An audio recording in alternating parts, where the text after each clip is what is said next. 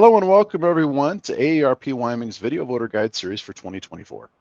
I'm Tom Laycock with AARP Wyoming, and today we're joined by John Kolb, who is running for the Wyoming Legislature in Senate District 12, which covers much of Rock Springs.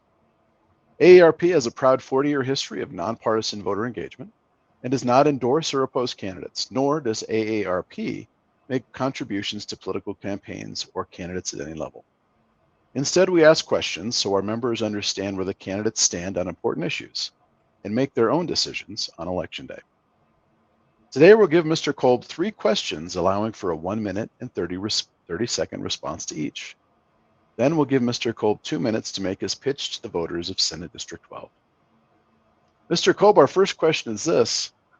Over the last 2 years, the Wyoming Legislature has made providing property tax relief for its citizens a priority.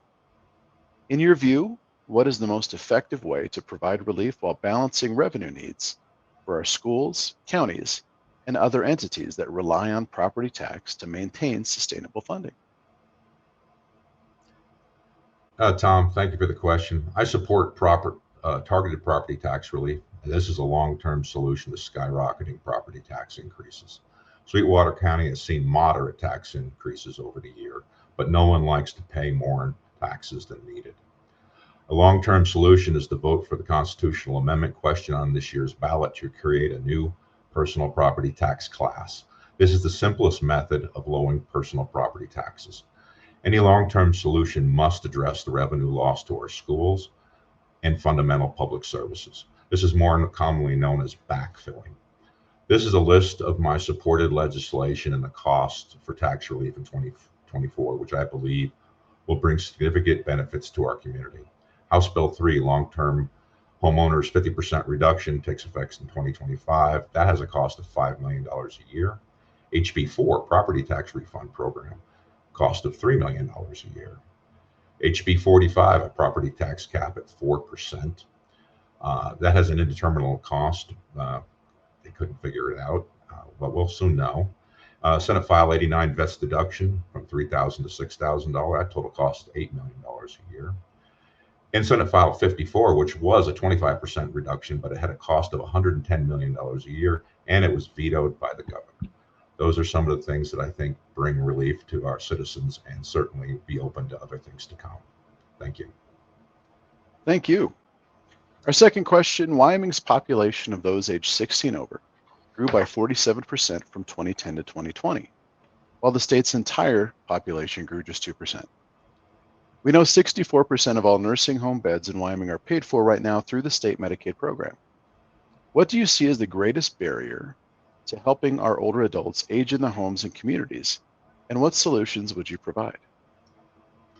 Yeah, thanks, Tom. I support seniors staying in their homes as long as possible. Providing essential in-home service is beneficial for the seniors and the state of Wyoming, as it lowers the state's cost expenses, and enables people to remain in their homes. The issue is funding, of course. With that, I support streamlining the Department of Health's budget and services, which enables them to stretch your tax dollars as far as possible. I previously mentioned I supported House Bill 3, which cuts property taxes by 50% in the year 2025. This directly reduces the costs on fixed income seniors, better enabling them to stay in their current residence. Thank you very much. Our third question for today. Emergency medical services are not considered an essential service in Wyoming, and in some areas, ambulance services do not have a sustainable funding source. Over the last 10 years, Wyoming has seen 10 emergency medical services providers in the state fold or consolidate with another service. What solutions would you offer for ensuring access to ambulance services? Tom, of course, this is a large challenge because of the change of the landscape with EMS service providers. People expect EMS service when needed. The city of Rock Springs demands it. I-80 needs it. Currently, the Sweetwater County Board of County Commissioners funds this service, and the cost is always escalating. One proposed long-term solution is a joint cost-sharing model for the EMS service, where the county and the community share the fiscal responsibility. The Board of County Commissioners may also put a ballot question on creating an EMS service district. This is a vote of the people, and I support the outcome of that question. Currently, we have a functioning EMS service district.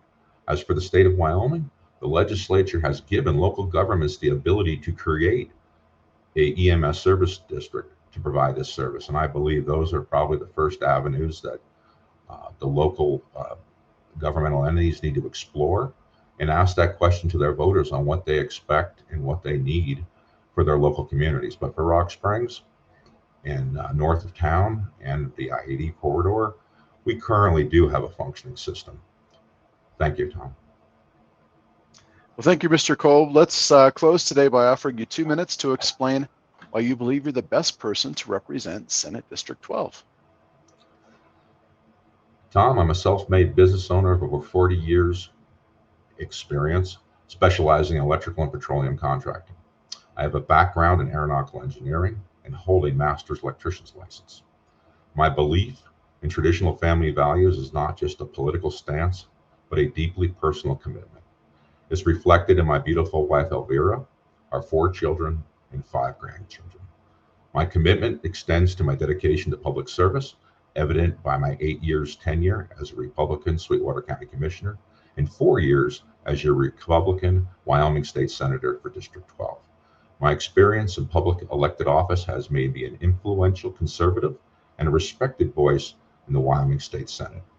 I support our kids and their future by including complete funding for a new Rock Springs High School in the 2024 budget. Additionally, I support our Jim Bridger Power Plant and its employees by funding the fight against overreaching and overregulating federal government. I have represented the Wyoming State residents in opposition to the Rock Springs Resource Management Plan and utter overreach by the Biden administration that restricts access to our public lands and our state's economic future development. Wyoming has managed these lands for generations without unneeded federal land grab. I have actively represented the interests of Wyoming State residents, even flying back to Washington, D.C. to meet with Director Stone Manning to discuss my constituents' issues with the Rock Springs RMP. I am committed to taking such actions whenever necessary. Representation is more than words, it's action when required. I have a proven conservative track record. That's not an opinion, it's a fact. I have voted to support property tax reform, pro-Second Amendment, pro-life, pro-personal freedom. It's been an honor to serve as your Republican State Senator for District 12 for the past 4 years, and I am asking for your vote in the upcoming elections. For more information, please go to votekolb.com or call me at 307-389-0449. And thank you for your time. Thank you for your time today, Mr. Kolb, and thank you to our viewers for joining us in this Video Voter's Guide. We encourage you to keep checking Cowboy State Daily and AARP Wyoming's Facebook page for more video voter guides in the days to come.